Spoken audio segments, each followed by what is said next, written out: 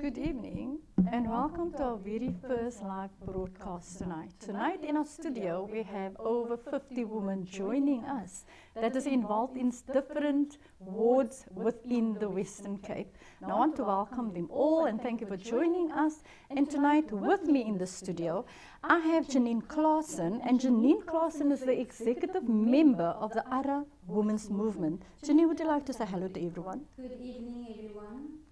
Tonight I also have Marian Trout, and Marian Trout is our Seg-Gen for ARA. Evening, everyone. Tonight I also have Danae September, and Danae September is the regional chair of the Blouberg area.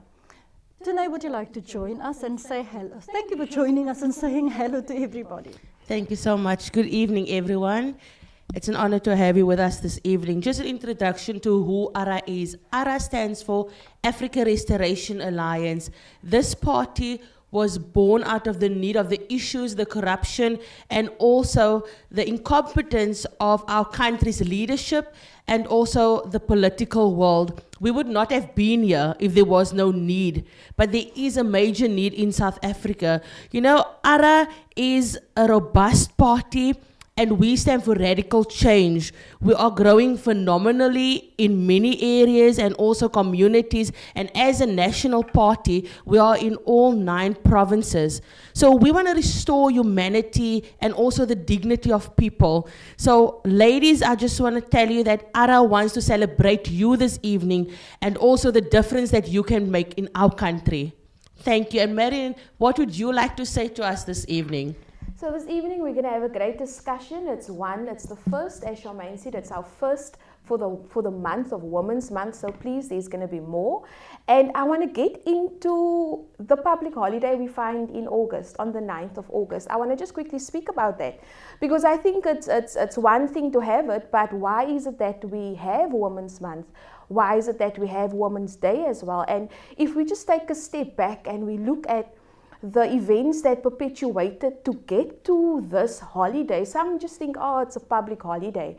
But this costed people sweat, and it costed from their blood. It was visible even in the steps at the Union Building, the contribution that women made on that day. So I want to speak about this. You know, if you take a step back in 1956, this event that we're celebrating, it took 2 years to come about. There was women with fire in their eyes. They had swords in their hearts because they said enough is enough. And as women, they understood that the power they had when they stood together. They also had such a community consciousness. Like when you go back and you see the remarkable and significant contributions that women have made in history, I sometimes question and I ask, why are we not taught this in our curricula? Why are we not taught about the phenomenal women like Ray Alexander, Frances Bart, you know? There is so many phenomenal women, too many to mention right now. But why are we not taught about them? And in saying that, even when it comes to our Indian brothers and sisters, we've got Fatima Mir, Dr. Naika, there was a lot of instrumental people. And just back to this day in 1956, I tell you, this woman, they were ready. One of the authors, let me give you a name. She says that Wells, her name is Wells. She says that on this day, women were militant. Okay, they were militant. They had kids on their back. That didn't keep them behind. They had kids on their back, and even those that were working, were looking after white kids, they said. It's very distinctive in terms of the description. They said they had even white kids on their back. Because that day is a day, even 65 years later, it is still celebrated because of the notable impact that they made. And I want us to also just take, also when it comes to what happened, these women on this day, and even before that, and I'm going to touch a bit on the history before that, because not only were they active and militant and brave and persistent, 1956, but there were events even before that, decades before that, where women did remarkable things. I tell you, women went up against mayors and governors and the systems, and they were ready to overthrow it, because whenever something touches the sanctity of a woman's home, you know, her livelihood, her children, their well-being. It's like these women rose up, and they didn't rise up like pettily. No, they rose up with like a force to be reckoned with. Yes. And when we look at that event, okay, so on that day they could have faced arrest. They could have gone to prison, but this woman, they were adamant in bringing about that change. And I want to show you the events prior to that as well, that I think that you need to know about. Because we're not just celebrating Women's Day to have a day off from work. No, but there's other things where that must be celebrated. Even you as a woman must be celebrated. There's many amazing people doing work in the community that we want to celebrate over this month. And even if there's women in your community, I think that let us know about them. If there's a woman in your community that's doing remarkable things, please let Ara know about it. Even if there's any issues that you want Ara Woman Movement to address, please feel free to make contact with us. We will also put our contact details at the end. So now let us go into history to see what perpetuated 1956. So the first huge protest took place 1913. So it was the early 20th century. So they've been making rockshins, for a lack of a better word. They've been making rockshins since the early 20th century. So Charmaine, do you remember in 1913? Sure, Marion. You know, people now was probably asked, why do you ask was Charmaine born in 1913? But I like what you said early on, because you know what is so profound, or not profound, what is so disappointing, is that our parents, our mothers never spoke about what their parents went through. Yeah. They were just quiet. It is like they were the weaker sex and they had to be quiet. The men was out there and the women had to be at home and make the foods, look after the babies, and you know, they must just be quiet. Yes. But what I like in the 1910s, you know, our women was so controlled. And we know that we couldn't even vote. We know when that, we will get to that story. We will get to that story. But you know what, in 1910, our women had to walk around with passes, a pass, which control their movement. And if I look at that, I asked myself, but these are women, like you said, they were militant and they were brave. And we never heard about it. We thought it's only now that women rise up and they have a voice. It actually started way back in the 20th century. That's right. It started then already. These women had to move around with passes. But you know what? As Marion said, they decided, man, we don't need to be controlled. We're going to raise our voices. And they got women together and they had petitions signed. And they decided one day we're going to get hundreds of women together and we're going to march to the civic in Bloemfontein. And they decided, because they spoke to government and government will just ignore them. And you know what, they would call more women from different provinces and they decided they're going to march. And they took all the passes. And in front of the civic, they decided we take that pass and we will tear it up to show government we are so determined. This is how serious we are. They tore up their passes and they burnt it in front of the civic in Bloemfontein. I'm telling you, because of that, hundreds of women were actually arrested, but they do not care. They did not care. They were determined. And you know, what is so profound to me is that women, they had a lack of freedom, but they didn't give up. Their movement were controlled by government. And you know what, Marion and Janine and Danae, I think although this thing that we are facing right now, our movement gets controlled by our government, our current government. You can only move from 10 o'clock or 11 o'clock till that time you should be at home. So you can only move from 5 o'clock in the morning till 9 o'clock at evening. After that, you must be kept. They control your movement. It's something that actually is not starting only now. It's something that has started way back. So you know what, women out there, we are not the first people that decide, or first women that decided we're going to speak up. our women had started then already, but they were not recognized really, and we were not taught about that. Everybody was silent. It's like Marion said, we were not taught in history about these things. We were rather taught about Florence Nightingale. That meant absolutely nothing to me. I don't know if it means anything to anybody out there, but we wanted, I'm so disappointed that I wasn't taught in history, and I loved history. But I wasn't taught about this woman. So yes, women, if you are out there and you're busy in your community, we have many women sitting here in our studio tonight that are so busy, they are active. They're activists. If you're an activist tonight and you know you're making impact and you see, you can reach out to so many women. We, as Marion said, you will see our number. Make contact with us. We want to hear from you. Marion, I know you have so much to say and I'm taking your time up, so share with us. So just to go back, just to touch more on that. So yes, 1913 was very remarkable in that way, where they tore up their passes. They were adamant that we're not going to stand for this, nor we're going to tolerate it. And that success of that protest, it really brought about a confidence to the women, because they felt like we've got victory in this.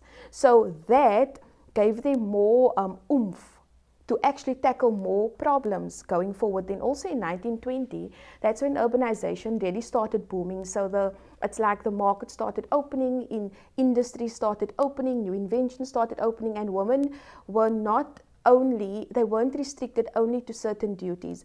Now, prior to that, women had a very inferior role. They were subjected to men, and they had an inferior role where they were confined only to parenthood, motherhood, wifehood. So with 1920s urbanization boost, it really empowered women basically to enter into different sectors. However, while entering into that sectors, they also encountered that they were paid the lowest wages. So here you can see back in 1920, the inequality in the workplace already started. So because they were a female, they were treated inferior. Okay. Then also during that period, and this is something I really valued seeing. In 1920s, they started trade unions. So what you have today, you've got trade unions, you've got all these things, and it started in 1920. And why did it start? It started because of women being treated unfairly in the workplace. Fast forward to 1930. Now, 1930 is a little bit different. It was difficult years. Now, these were the years where they tried to put more control on the women once again.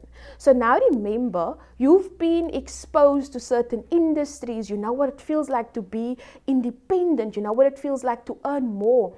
Here, government wants to push back. And who do they want to push back? The women.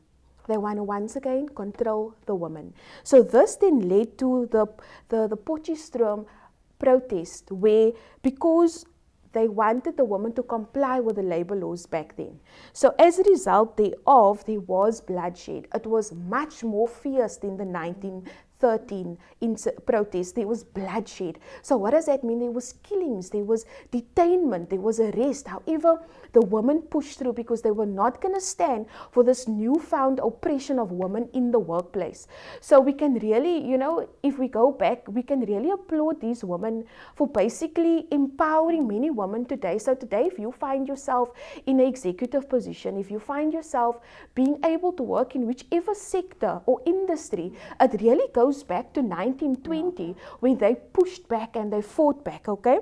Then also, that is one of the things that we must highlight in history, because we cannot have history in South Africa without including that.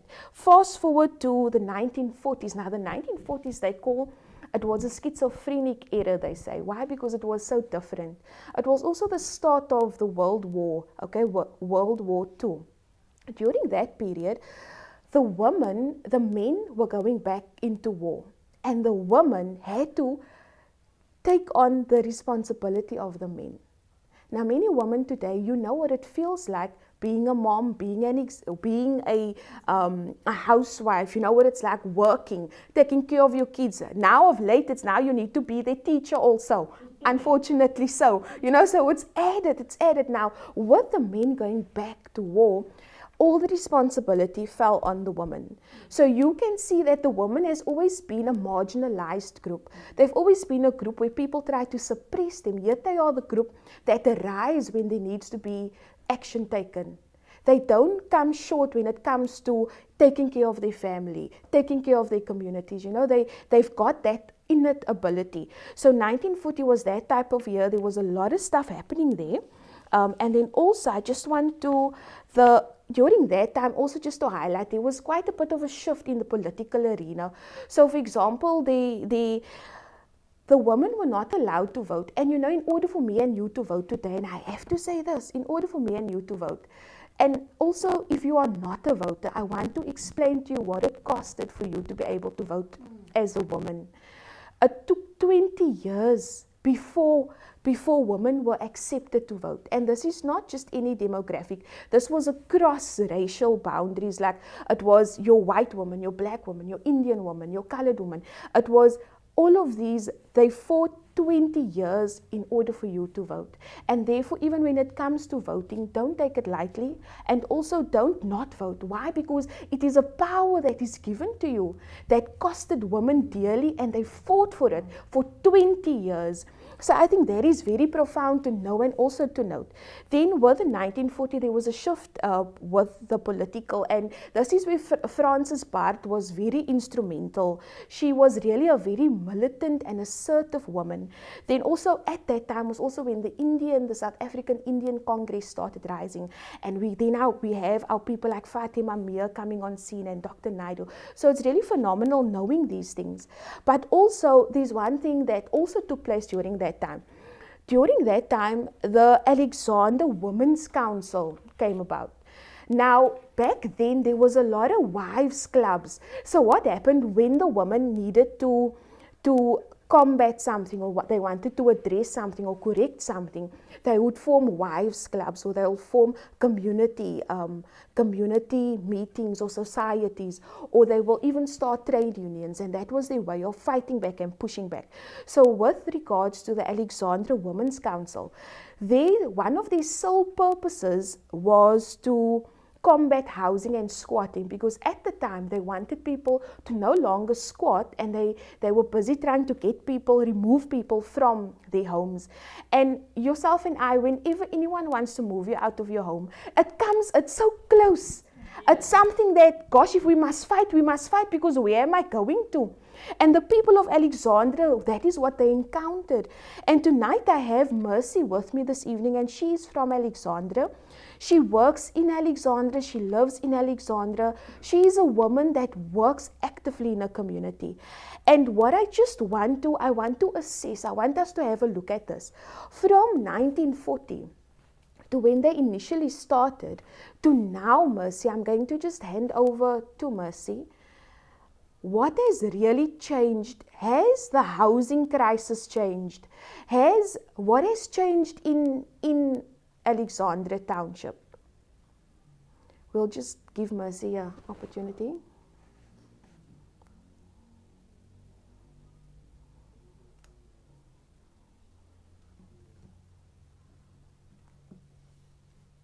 Okay.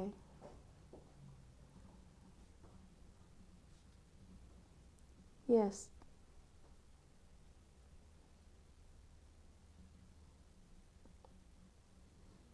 Yes.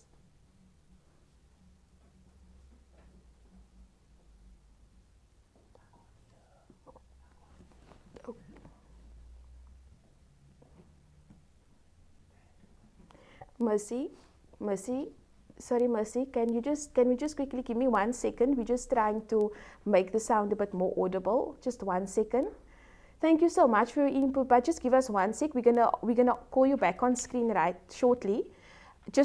I need to just ask you another question, but I just want everyone to be able to hear when I do ask you the second question, because I think it's pertinent information, and that we don't look at things only at face value. That we understand that many women has fought for the freedom that myself and you enjoy now. And we need to ask ourselves the question, when we look back in history, is the 21st century, is it going to be a century where people say the woman did nothing? We just enjoyed the public holiday. You know, there is so many social ills, there's so many things that is taking place. And are we going to be a generation that is going to be nameless? We will not be, are we not going to be active community leaders or people that's actually going to make history? So that is really a pertinent question, and I'm going to bring Mercy back into the conversation. But I want to ask, if we look at the things prior to Women's Day, the things that they fought for, like inferiority, workplace inequality, fighting even just to maintain or to have a job, you know. If we look at those things, even when they used to fight, they were harassed by the police. There were sexual assaults that would come out because of these women fighting, and at the same time they had to endure things like this. So it was a terrible time, but yet we are empowered today. We are the better today because of that. However, has things really changed? If you think about it, has things changed? Or have we sugar-coated things today? So I'm going to open up the discussion and just hear, has things really changed or have we just sugar-coated things? Leader Marion, one thing that I can say is, things, hearing all the things and even experience it, in our communities, I can truly say that, things has just escalated over the years, and it's the same issues, it's the same things that our women are facing out there. In our society even, there is still that perception that women are less qualified and less competent than men in the workplace. So there's still that, gender inequality that our women are facing in our workplaces. And, therefore we still find that, lack of women leaders even, Leader Marion. And women in power, I can say this, women in power do make a difference. Absolutely. Absolutely. They've got essential perception. So, I think as women, we need to, step out, because I can say this, women, you are the greatest. There's a strength, and listening to our history, there's a strength, that is inside our women, that is so phenomenal. And we looking at our current things, women that are being killed in our areas, in our areas, in our wards and things like that, and it's still here. So what I'm trying to say is, things has just been escalated over the years, Leader. Yeah. So I'm going to try and bring Mercy back into the conversation. May I go ahead and bring her back? So Mercy, can you just re-explain what you've just said previously? So tell us with regards to Alexandria, right? And I've mentioned before that back then there was already a housing crisis. So today, do we still have the same problem, Mercy, or has things changed since 1994? Share with our viewers this evening.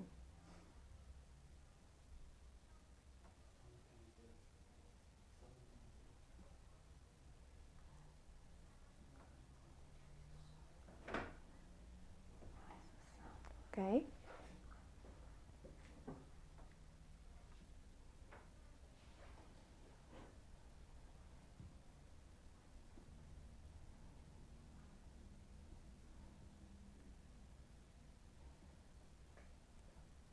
Yeah.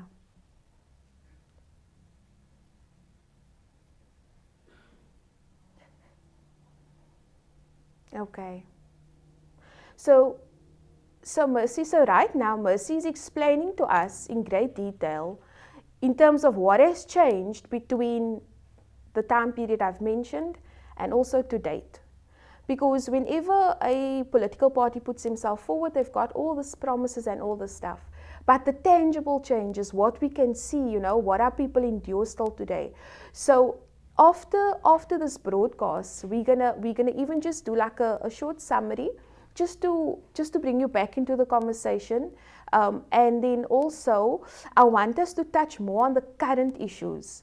So Mercy, if you can stay on the line for us, just to bring you back in, but let us continue, because there's much more current issues that is taking place that is affecting me and you still in the 21st century. So I'm going to ask Tone, can you just give us from you are a regional leader, you work with many people, in your region that you are working. So what is the issues that you see that they are currently facing? Thank you, Leader Marion. So what we're currently facing in the Blauberg region is we know that unemployment is big. Yeah. That is a very major thing that we are currently struggling with. Yeah. And also lockdown has worsened things. That's that. So, you know, because parents are not working, the unemployment and the poverty is a big problem. We have young children between the ages, and this is young boys, between the ages and 11 and 16 who are now leaving school, Sure. begging on the streets because they feel they need to take responsibility and provide for their families because their parents are not working. So what ARA has done is we drew them closer, and we went to them and asked them what is the need. We then approached the parents, we went to the homes, we identified where the issues were, and we took the parents by the hands. You know, a mother, you know that saying where it says that when you strike a woman, you strike a rock? So that is what they are currently going through. And what we did, we took the initiative and we've gone to the schools and we spoke to the principals and we enrolled the young boys again because they will not be the future gangsters. We will not allow that. That is what we stand for. That is what ARA Women Movement stands for, you know? And also with the electricity, that is a big problem because with the hike of the tariffs and so forth, people in our community came to us and they asked us, please help us. And these are pensioners, mostly women, unfortunately, mostly women, and they asked ARA for help because they were being, salary money was being deducted, Yeah. and also the increase, so you know that you get little units for 100 rand, etc. So what we did was, we then liaised with City of Cape Town because it was their fault, and we went to the civil court, we went to sub-council, I went to the police, along with the other women as well. We sent up to close to 40 emails. But I can proudly say today that ARA has won the case with them. Everybody's electricity has been restored. They can sleep with peace of mind. And they came and they said thank you to ARA. And I just want to encourage you that that is what we stand for. Yeah. You are not alone. We are with you. Whatever issues you are facing, speak to us. Like Leader Marion said, the contact details will be at the bottom of the screen. Get in contact with us. We will take you by the hand. You are not alone. We are standing together. If I give over to Leader Marion. Yeah, that is so profound because one of the common things that comes through in history of women in South Africa, which is myself and you, is that women have the ability to put things together, to bring things together, and also to encourage a community. And I think it's really phenomenal the work that you have done in your region. And I mean that one victory, so to speak, has brought hope to many. It has encouraged many. Yes. So thank you for your good work in your region, Donay. So that is fantastic. I'm going to just ask Charmaine also to touch on her experiences within. You know, Marion, what I like about the ARA Women's Movement is that we have a heart for people. We don't go in there to take credit, but we are going into our areas to bring change, to restore. And I believe that we as a ARA woman, we are out there to restore our women's dignity, to restore humanity amongst our women.